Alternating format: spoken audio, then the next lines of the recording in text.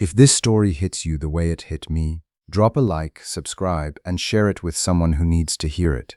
There's a particular kind of silence that lives inside a man who already knows the answer but hasn't decided what to do with it yet. I lived inside that silence for almost 3 months. My name is Elliot Marsh. I'm 53 years old. For 30 years, I sold medical equipment to hospital networks, learning to read administrators, procurement officers, the body language of people who had already made up their minds before you walked through the door. I was good at it. I retired at 51, comfortable, ahead of schedule, ready to finally enjoy the life I'd built alongside my wife of 23 years. Her name was Vivienne. She'd just been named Senior Vice President of Strategic Partnerships at CorePath Medical, one of the 10 largest medical device corporations in the country. The promotion was real. The hours that came with it were real. The travel, the conference calls that bled into evenings, the weekend emails, all of it made sense within the architecture of executive ambition. I had no reason to question any of it. I was retired. I had time to tend the garden, manage the house, keep the machinery of domestic life running smoothly, my pareja, that she could focus on the work that mattered to her. At least that's what I believed until a Tuesday afternoon in September when I was trimming the front hedges. The electric trimmer was running. I was working methodically along the front walkway the way I always do. Clean lines, uniform depth, nothing left to chance. Order steadies me. It always has. Looking back, that steadiness was what kept me upright through everything that followed, because what came next had the structural force of a building collapse. Vivienne was on the back patio, phone pressed to her ear. Her voice was carrying through the kitchen window, light and easy, the particular warmth she used to use when she was talking to me. I should have called out, let her know I was there. I didn't. I stood still, the trimmer idling in my grip, and listened. Dominic knows I'm supposed to be at the Seattle site inspection, she said, laughing. Elliot thinks I'm touring facilities all week. Honestly, I spend more nights at Dominic's apartment than I do in my own house these days. The name landed like a punch to the sternum. Dominic Ashworth, CEO and majority shareholder of Ashworth Precision Diagnostics. The company CorePath was in the process of acquiring a $60 million deal. The acquisition Vivienne had been managing for the better part of 8 months. I didn't move, didn't breathe. I stood there while my wife of 23 years described her parallel life with the relaxed amusement of someone recounting a clever shortcut. The best part, she continued, is that Elliot's my pareja content since he retired. He doesn't even notice when I'm gone. Yesterday I told him I had a compliance briefing and he smiled and asked if I'd eaten lunch. It's honestly effortless. Something inside me didn't break, it clarified. The way water clarifies when it freezes. Still the same substance, but suddenly with an entirely different set of properties. I finished the hedges, every line precise, every angle accounted for. An hour later, Vivienne came out to the patio to tell me she was packing for Seattle. She kissed my cheek and thanked me for keeping the yard looking mi pareja good. I asked if she needed any help loading the car. She said I was sweet, but she had it handled. That night, while she slept, I went to my home office and opened her laptop. She'd given me the password 3 years earlier during a frantic night before a board presentation. She'd never changed it. Her calendar synced automatically to the cloud. I started taking screenshots. 3 days later, when she left for her Seattle site visit, I pulled the credit card statement. The charges came from a boutique hotel in downtown Scottsdale. 2 rooms, same floor, same evening. 1 registered to Vivienne, 1 to Dominic Ashworth. I didn't confront her. The man who might have done that, the one who still believed that honesty and mutual respect could hold a marriage together, had been standing in the front yard with a hedge trimmer when that version of himself quietly ceased to exist. The man who replaced him understood something simpler and more durable. Some people don't deserve a conversation, they deserve documentation. I created an encrypted folder on an external drive. I labeled it Home Maintenance Records. Inside, I began assembling everything, not for a divorce proceeding, though that was coming, for something larger, because the deeper I dug into Vivienne's calendar, cross-referencing dates against CorePath's internal acquisition timeline, the more clearly I could see that what I was looking at wasn't just a marital betrayal, it was corporate fraud in slow motion. The thing about living with someone who trusts technology completely is that their digital life has no natural boundaries. Vivienne had synchronized everything: calendar, expenses, work documents, to cloud accounts she considered private. What she had forgotten was that 2 years earlier, during a server migration panic before a critical executive presentation, she'd handed me administrator access to her accounts. She'd never revoked it. Every morning after she left for the office, I worked methodically, an hour, no more, no less. Calendar entries labeled field assessment that placed her at locations hundreds of miles from any CorePath facility.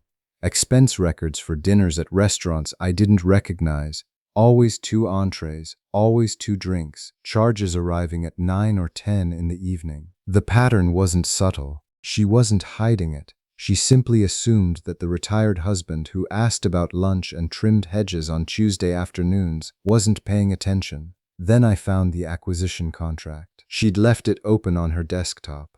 70 pages of corporate language, retention clauses, integration schedules, compensation frameworks. I read through it carefully until I reached section 4.2. Dominic Ashworth, current CEO and primary shareholder of Ashworth Precision Diagnostics, shall be retained as senior integration consultant for a period of 36 months following acquisition closure. Compensation to include base salary of $340,000 annually, plus performance incentives and stock options.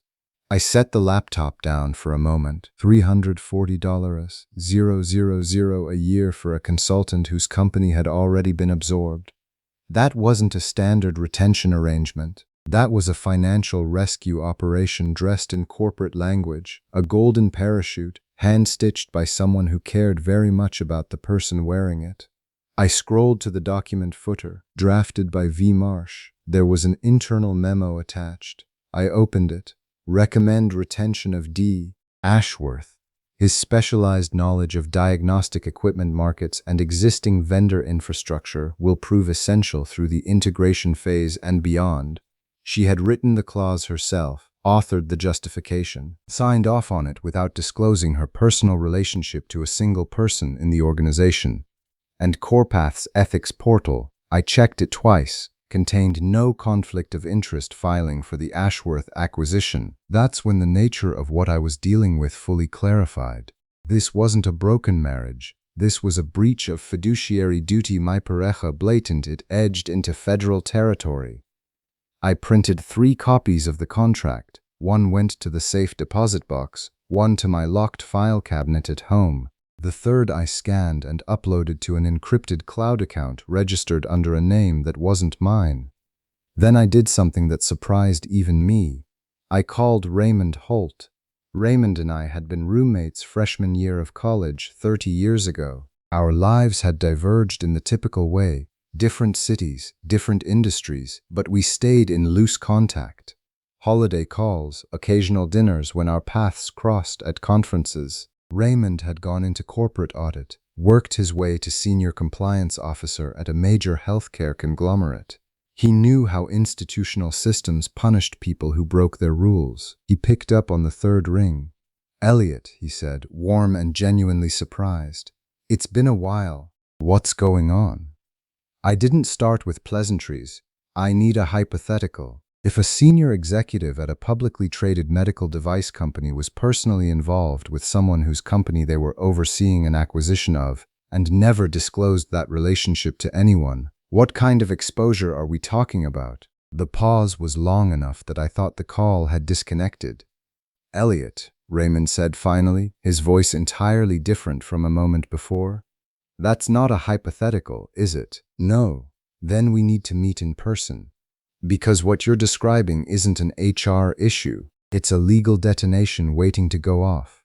He chose the restaurant, dark wood paneling, low ceilings, enough ambient noise to swallow a sensitive conversation. The kind of place where deals get discussed that no one wants recorded. He was already there when I arrived, silver at the temples, suit jacket over the chair, nursing a bourbon with the focused calm of a man who has spent his career sitting across from difficult information.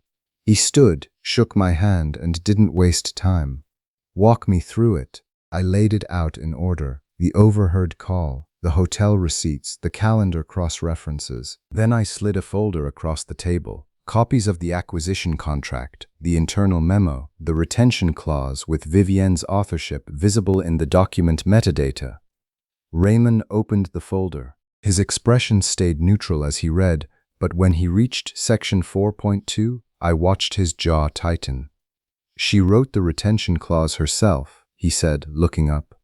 "And never disclosed the relationship." "Correct. I checked the ethics portal. No conflict of interest form on file." He set his glass down carefully. "Do you understand what this document represents?" "Corporate fraud," I said. "Potentially worse."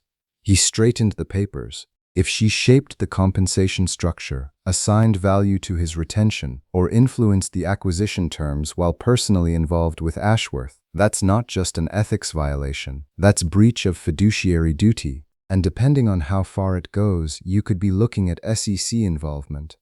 The words landed with a weight that had nothing to do with volume. "There's more," I said. "This isn't the first time she's done something like this. About 6 years ago, she negotiated a vendor contract that went to an ex-boyfriend from graduate school. He appeared at 2 company retreats as a consultant, then left with a termination package worth around $180,000. Nobody raised flags because the deal was small enough to stay under the radar." Raymond leaned back. "Mi pareja, there's a pattern. There's a pattern." He was quiet for a moment, swirling the bourbon. "What do you want from me, Elliot? Divorce attorney referral? Legal advice?" "Neither," I said. "I want to know how to frame this mi pareja. It reaches the right people through the right channels. If I go to a divorce lawyer, Vivienne shapes the narrative. Jealous husband making accusations. But if someone flags this as a potential compliance violation, if the right institutional mechanisms start asking the right questions, it becomes a corporate investigation," Raymond finished. "Not a domestic dispute. Can it be done anonymously?" "Depends on how clean your documentation is." He tapped the folder.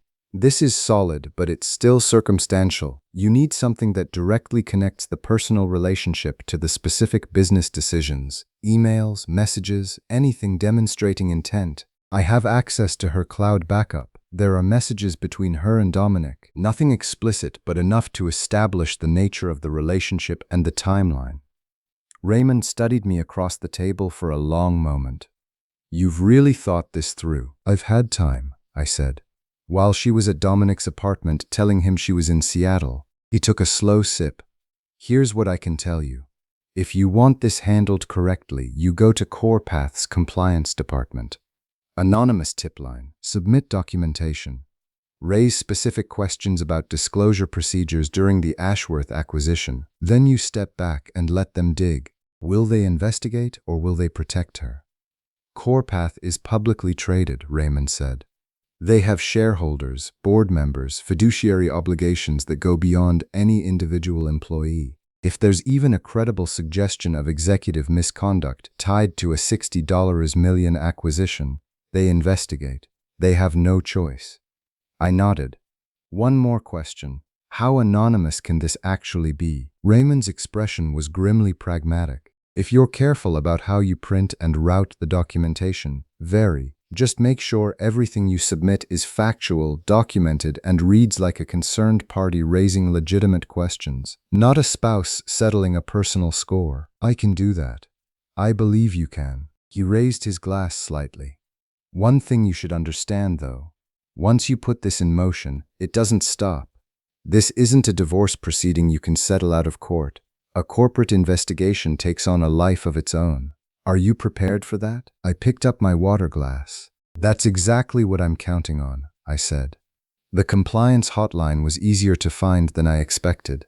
CorePath's website had an entire section devoted to corporate ethics, anonymous reporting system, confidential investigation guarantees, the full institutional architecture of a company that knew its public exposure well enough to build visible safeguards. I read the guidelines 3 times. memorizing the language and format they preferred. Facts over emotions, documentation over accusation. I spent 2 days assembling the package, not at home, where Vivienne might walk in unexpectedly, but at a business center 20 minutes away.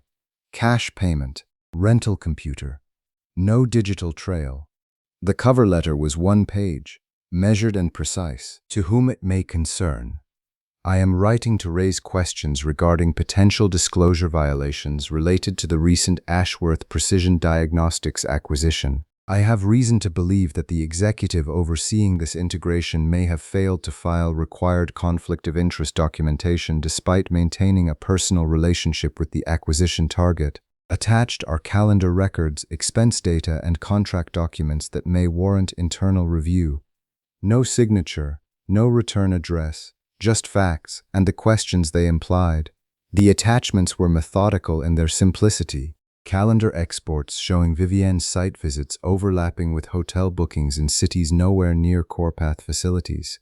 Credit card records highlighting dinners for 2, charged at restaurants in markets that matched Dominic's travel schedule. The retention clause from the acquisition contract, metadata intact, with her authorship clearly visible. I printed everything on generic paper, sealed it in a plain envelope, and mailed it from a post office in a different county. Then I went home and cooked dinner. Vivienne was in the kitchen when I arrived, slicing vegetables, comfortable and easy in the way she always was at home. The performance of a woman who believed she had everything perfectly calibrated. She looked up and smiled. "How was your afternoon?" "Productive," I said honestly. "Ran some errands." "These integration timelines are exhausting," she sighed, turning back to the cutting board. "Dominic keeps pushing back on the reporting structure. He wants more autonomy than we typically extend to consultants. Classic founder mentality. They hate surrendering control." I poured myself a glass of water. "I'm sure you'll find a way through it. You always do." She looked up, pleased. She heard it as confidence in her abilities. She wasn't wrong about the confidence.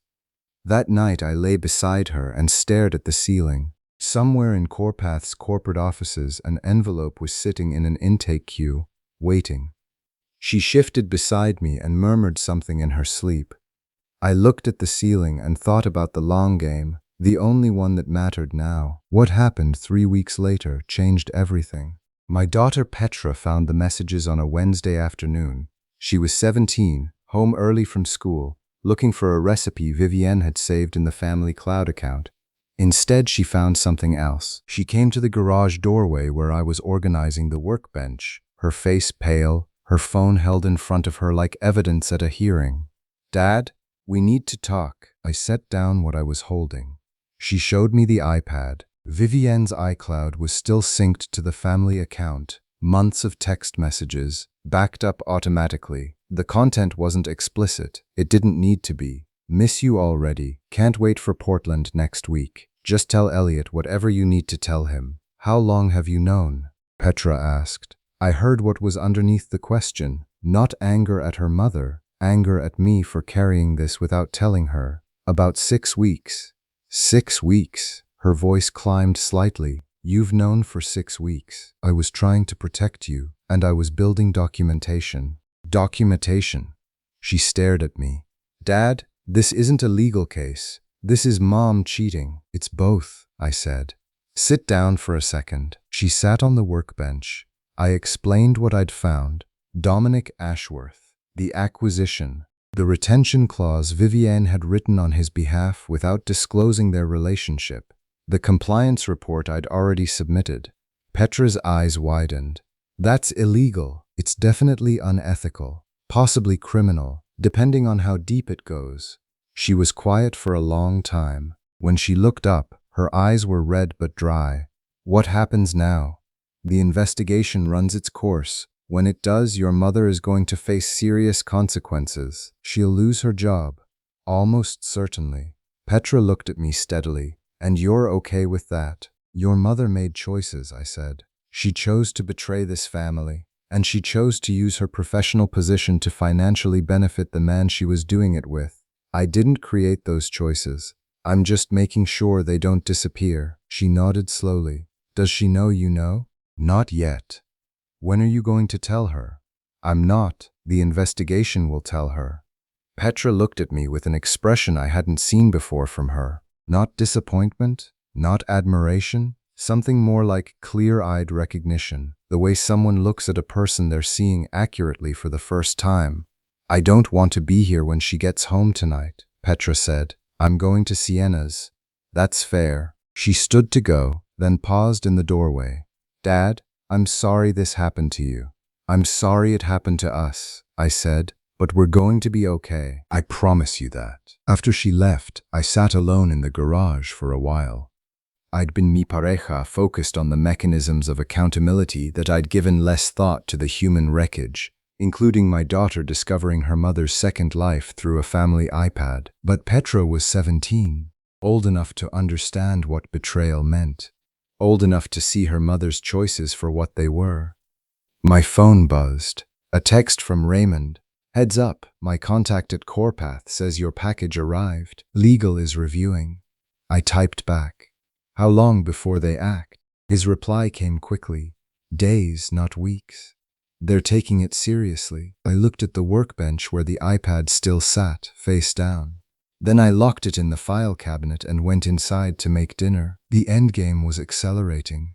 She wasn't supposed to be part of this story. Celine Obi was 22 years old, 18 months out of university, working as Dominic Ashworth's executive assistant at what remained of Ashworth Precision Diagnostics. She should have been invisible, another early career professional learning how corporate life actually operated from the inside. But Celine had a conscience, and in the ecosystem she was navigating, that made her a liability she was apparently willing to be. She appeared at my front door on a Saturday morning in an old Honda, wearing jeans and a university hoodie. I opened the door to find her standing on my porch, nervous but with a particular stillness in her posture, the kind that belongs to someone who has already made the difficult decision and just needs to execute it. Mr. Marsh, she said, my name is Celine Obi. I work for Dominic Ashworth. Is there somewhere we can talk?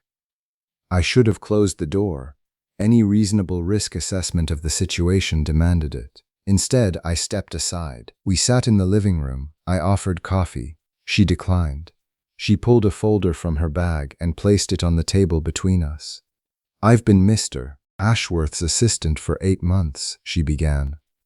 I manage his calendar, his correspondence, his travel arrangements. I know what's been happening, and I can't be part of it anymore. Her voice was steady. Her hands resting on the folder were not.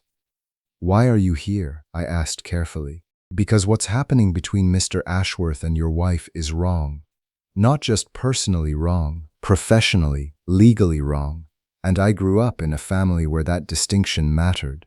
She opened the folder. These are copies of internal communications between Mr. Ashworth and Mrs. Marsh.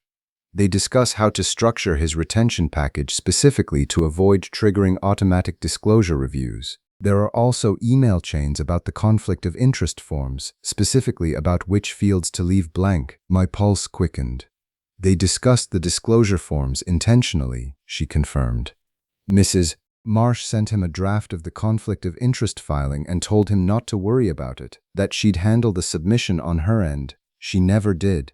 I know this because I have vendor portal access through my role, and there is no filing on record. This was beyond anything I had anticipated.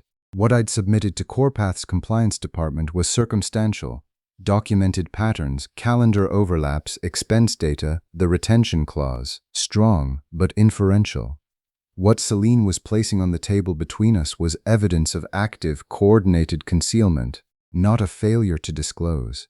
A decision not to. Why bring this to me? I asked.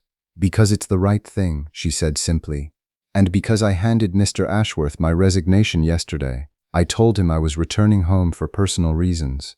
The truth is, I can't work for someone who operates this way. She paused. I realized this could affect my career. It could, I said. If anyone traces these documents back to you, I know, she said. But I'm 22. I'll find another position. What I won't do is spend the next 30 years asking myself whether I could have stopped something and chose not to. I studied her, barely older than my daughter, sitting across from me with a folder that could define the next chapter of a federal investigation. held together by nothing more than the conviction that certain things shouldn't be allowed to stand. "I have to ask you something," I said. "If this escalates, if there's a formal legal proceeding, would you be willing to testify?" A pause. Then she nodded. "If it comes to that, I'd prefer to stay anonymous as long as possible. I'll do everything I can. But if CorePath's legal team subpoenas you, that's out of my hands." "I understand." I took the folder, flipped through the contents. Email chains discussing compensation justifications, memos outlining how to characterize Dominic's retention in terms that would survive board scrutiny, text exchanges about hotel logistics and meeting times. Every page was another layer of documented intent. "This is genuinely brave," I told her. She shook her head slightly. "It's just decent. There's a difference." After she left, I called Raymond. "I just received something substantial," I said when he picked up, "from a source I didn't anticipate." "Wait, how substantial?" "Substantial enough to turn a compliance inquiry into a federal investigation, direct evidence of intentional omission, coordination between both parties to avoid disclosure." Raymond was quiet for a moment. "Elliot, be careful how you route this. If you hand it to CorePath directly, you lose your anonymity. And if it later comes out that you were sitting on material evidence, I know. Where do I send it?" "CorePath's external audit firm," he said. "They're required to investigate any credible allegation of executive misconduct. Route it through them. Keep yourself out of the chain." "That works. Thanks, Raymond." "Elliot," he paused, "you're doing the right thing. I hope you know that." I looked at the folder on the coffee table. Thought about Celine Obi, 22 years old, betting her early career on principle. Thought about Petra, discovering her mother's second life through a family iPad. "I know," I said. "That doesn't make it feel like anything in particular." The call from Raymond came on a Thursday morning. "Remember that in the description and in the pinned comment you'll find all our supplements, from fitness to health in every sense of the word." I was in the back garden deadheading the roses, garden gloves on, phone in my shirt pocket. It buzzed. I stripped off a glove and answered. "It's moving," Raymond said. "CorePath's legal division opened a formal investigation 2 days ago. They've brought in 2 external compliance officers and flagged the entire Ashworth acquisition for comprehensive audit." I straightened up. "How do you know?" "Contact in their legal department. She says it's being handled as high priority. They've pulled Vivienne's email access logs, her calendar archive, expense approvals. They're constructing a complete timeline. Apparently, the external audit firm also received a second submission of documentation." He paused meaningfully. "When will they approach her?" "Soon. Standard procedure is to build the evidentiary foundation before the confrontation interview. They'll have what they need within days." That evening, Vivienne came home in an expansive mood. She dropped her bag in the hallway and went straight for the wine cabinet. "The board signed off on Dominic's extended consultant arrangement today," she announced, pouring herself a generous glass. 3 years guaranteed, renewal options. He's officially part of the CorePath family now." She was celebrating locking in her lover's financial future at the precise moment the company was constructing the legal case against her for doing exactly that. I watched her from across the kitchen with the calm detachment of a man watching something from behind glass. "That's great," I said. "I'm sure he's relieved." "Thrilled," she said, taking a long sip. "This acquisition has been months of work. It's good to see it land properly." I watched her. This woman I had shared 23 years with, and felt nothing recognizable. Not fury, not grief, something clinical and distant, like watching a process conclude that you set in motion long ago. "Vivienne," I said carefully, "have you ever thought about what happens if the integration runs into problems, complications with the consultant arrangement?" She waved her hand. "There won't be. Dominic knows this industry better than anyone at CorePath. He's the right fit." "Of course," I said, "but hypothetically, if something went wrong, who carries the accountability?" She looked at me with mild curiosity. I recommended him. Mi pareja, technically I'd be accountable for his performance outcomes, but that's not going to be an issue. I've been in this industry long enough to know what I'm doing. "Absolutely," I said. "I have complete confidence in your judgment." She smiled, reading it as a compliment. I'm glad. The board kept pestering the team about conflict of interest documentation and vendor disclosure requirements, as if anyone in my position would jeopardize a 25-year career over personal entanglements. She shook her head. The institutional paranoia is exhausting. I almost laughed. The cognitive disconnect was architectural in its scale. 2 days later, Raymond called again. They're interviewing tomorrow, starting with Celine Obi, Ashworth's former assistant. She reached out to Corpath Legal independently and said she had material information relevant to the investigation. My heart rate shifted slightly. Celine had made the call herself. The young woman who'd driven up in a battered Honda and sat across from me in my living room with a folder and a conscience was about to become Corpath's primary witness. What happens after the interviews, I asked. If the evidence substantiates the allegations, they confront Vivienne directly. Formal meeting, HR present. Access credentials suspended pending investigation outcome. Timeline? Days, maybe a week if they're being thorough. I thanked him and hung up. Then I went upstairs to Petra's room. She was at her desk studying, headphones on. I knocked until she looked up. It's moving, I said. The investigation is active. Your mother will probably be confronted within the week. She pulled her headphones down. What should I do? Nothing different. Go to school. Do your work. Be normal. When this breaks, it's going to break fast. But we'll be okay. She nodded. Dad, thank you for not letting her walk away from this. She did this to herself, I said. I'm just making sure the truth follows her where it goes. That night, I lay beside Vivienne and listened to her describe her upcoming presentation to the Executive Leadership Committee. She was animated, precise, the version of herself that had always been most compelling. She had no idea that within days she wouldn't have access to the building where that committee met. She thought she was consolidating a legacy. She was standing on a trap door. The summons came at 7:40 on a Thursday morning. Vivienne's phone buzzed with a message from her executive assistant. Urgent meeting request at the main campus building. No agenda, no context. I watched her face as she read it. Mild confusion. Then the executive's reflex. Slight irritation at the lack of courtesy. Can nobody at corporate schedule anything during reasonable hours, she muttered, setting down her coffee. I have an executive committee presentation this morning. She dressed for the occasion. Structured charcoal blazer. Heels that struck floors with authority. Hair exactly right. The armor of a senior executive who has never once considered the possibility that the building might not let her back in. I gave her 30 minutes. Then I got in my car. I had planned this carefully.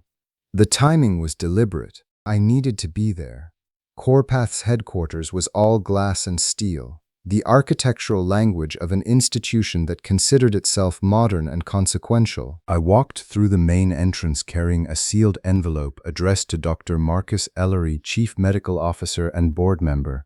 Inside were the documents Celine had provided, the email chains about disclosure avoidance, the compensation justification memos, everything I hadn't included in the first submission. The security desk was staffed by a young man whose name badge read Garrett Wills. He looked up as I approached, professional, uncertain, the posture of someone who was still learning which situations required which response. Can I help you, sir? I need to hand-deliver this to Dr. Ellery, I said, holding up the envelope. It's time-sensitive legal documentation. Garrett reached for his radio. I'll need to confirm upstairs. The elevator behind him opened. Vivienne stepped out, moving fast, heels striking the marble like percussion, eyes on her phone. She looked up and saw me standing at the reception desk. For a single suspended moment, genuine shock moved across her face. Then something harder replaced it. Security, she said, her voice cutting clean through the lobby's ambient noise.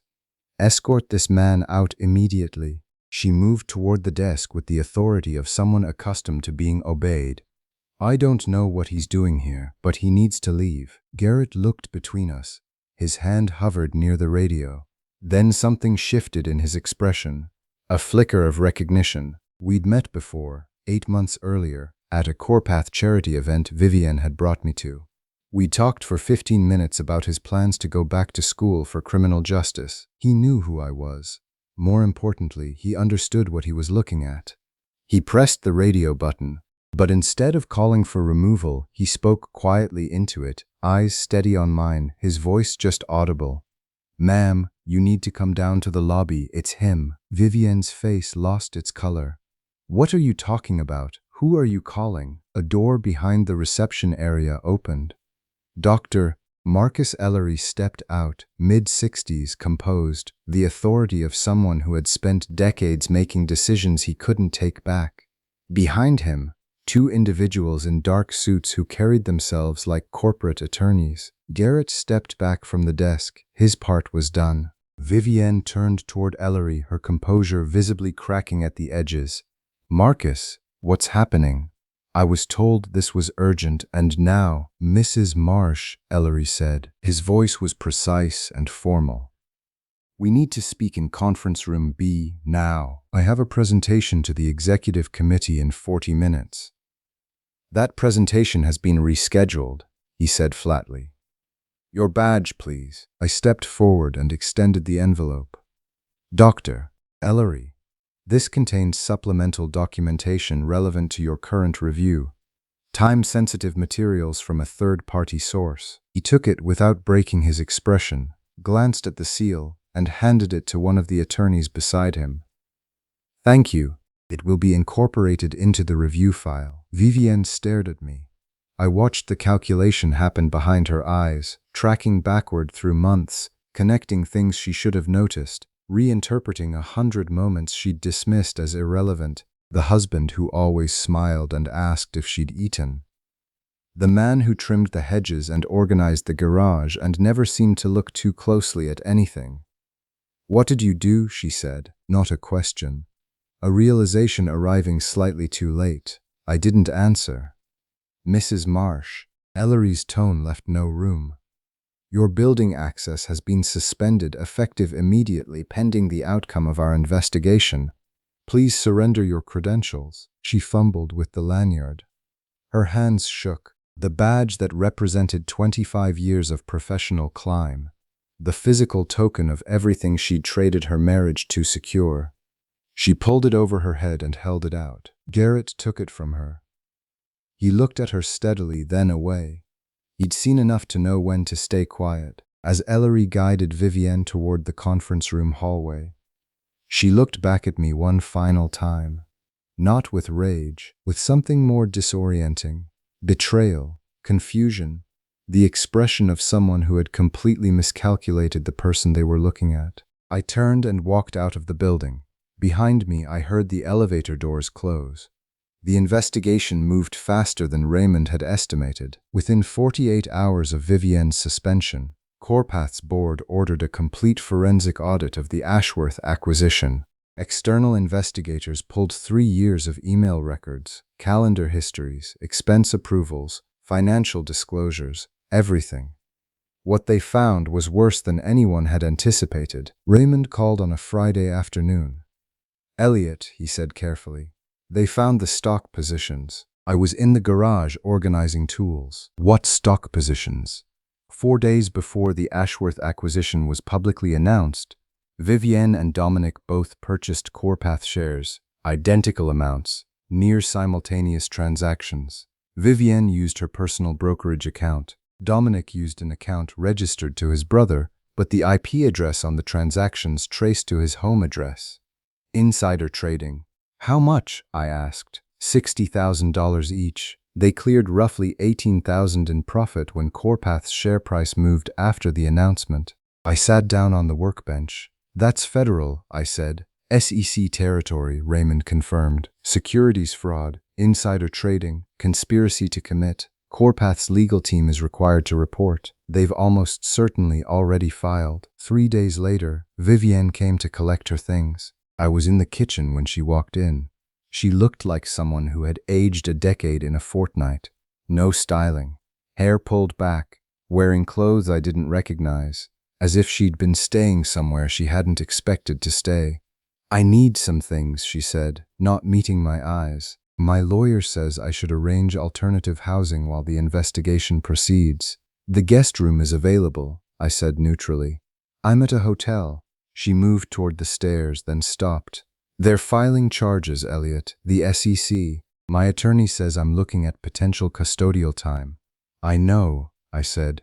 She turned and looked at me for the first time. You knew all of it. The investigation, the compliance report, everything. I found out about you and Dominic 3 months ago, I said. Everything after that was documentation. Something crossed her face. You dismantled my career, my entire professional life. You committed securities fraud and breached your fiduciary duty to a publicly traded company, I said. I just ensured the information reached the people responsible for acting on it. Her jaw tightened. Dominic is bankrupt. His lawyers took everything. The company clawed back his consulting contract and his stock options. He's facing federal charges and he can't afford his own defense. She paused. He blocked my number the day the charges were announced, changed his address. His attorney sent a cease and desist letter. I looked at her. And you're telling me this because he was supposed to be my future, she said, her voice fracturing slightly. We were building something, and now he won't even answer a message. I waited. Petra wants to testify, Vivienne said. The prosecution reached out to the family. She volunteered to provide a victim impact statement at the sentencing hearing. She has every right to speak her experience, I said. Vivienne's face shifted. You turned her against me. No, I said. You did that when you used her as an alibi for your hotel travel. When you constructed a life that had no room for anyone who actually loved you. She took her suitcase from the hall closet and went upstairs. 20 minutes later, she came back down with 2 bags. At the door, she paused. Was any of it real, Elliot? Our marriage? The life we built? I thought about that for a moment. I believed it was, I said. It appears I was the only one who did. She left without another word. I watched from the window as she loaded the bags into a rental car and drove away. Behind me, I heard Petra's door open at the top of the stairs. Is she gone? She's gone. Petra came halfway down the stairs. I called her parents, told them everything. Granddad said they're revising their estate arrangements. She paused. I said yes to testifying. Someone has to tell the court what this actually cost our family. And it shouldn't be you, Dad. You've already done enough. She was right. I had done enough. The rest would unfold without me. The trial ran 6 weeks. Federal prosecutors presented the full architecture of what Vivienne and Dominic had built. Emails, financial records, testimony from Celine Obi, statements from Corpath executives who had trusted Vivienne to act with integrity, and the forensic analysis of the stock transactions. Dominic took a plea agreement and testified against Vivienne in exchange for reduced charges. Watching him on the witness stand explain in careful detail how they had coordinated the insider trades and agreed to manage the disclosure paperwork, it had the quality of something surreal. Vivienne's defense argued mistake rather than malice. The jury deliberated for 3 hours, guilty on all counts. The sentencing hearing was on a cold morning in late winter. Petra sat beside me in the gallery, her impact statement in a folder on her lap. When she was called to the podium, she walked up without hesitation. Her statement was measured and precise, describing what it had meant to discover her mother's second life through a family iPad, what it had cost the household to live inside a lie for years, what it felt like to be used as an alibi while believing your family was intact. Vivienne cried at the defense table, quietly. It was the first time I'd seen it. The judge sentenced her to 31 months in federal custody, followed by 3 years of supervised release. Corpath's civil action was still pending, seeking recovery of the full compensation package awarded to Dominic, plus damages. She had lost her professional licenses, her career, her reputation, and, one way or another, her family. I walked out of the courthouse into clear spring air. Petra linked her arm through mine on the steps. You okay? She asked. I'm okay, I said. You? I feel like I can breathe, she said. Like something that's been pressing down on everything for a long time just lifted. 9 months after the courthouse, I received notification from the SEC, a whistleblower award. 12% of the civil penalties recovered from both parties. The figure was $276,000. Half went into a protected education account for Petra. The other half I directed to a foundation supporting corporate ethics education and the legal protection of workplace whistleblowers. Petra was accepted at her first-choice university on a full academic scholarship. She was studying business ethics, deliberately, with the clear-eyed intentionality of someone who had watched firsthand what happens when professional integrity gets treated as optional. I started spending Saturday mornings with a gardening group, met someone through it. Nothing serious, but enough to remember what it felt like to have an honest conversation with someone who wanted nothing from you except the conversation itself. And every morning, before anything else, I step outside and check the hedges. They're still there, still growing, still requiring attention. The same hedges I was trimming that September afternoon when I heard a voice through an open kitchen window and my life divided cleanly into before and after. They're perfectly maintained now, ordered and precise. Some people have described what I did as revenge. That word doesn't fit the shape of what actually happened. Revenge is personal. What I did was procedural. Vivienne had choices at every step. To disclose the relationship, to recuse herself from the acquisition, to choose the people who loved her over the one who would eventually block her number on the day charges were filed. She made different choices, and choices, when they're made inside institutions with shareholders and regulators and legal obligations, eventually find their way to the right desks. I simply made sure the documentation arrived in good order. Choices have consequences. I just made sure hers arrived on schedule.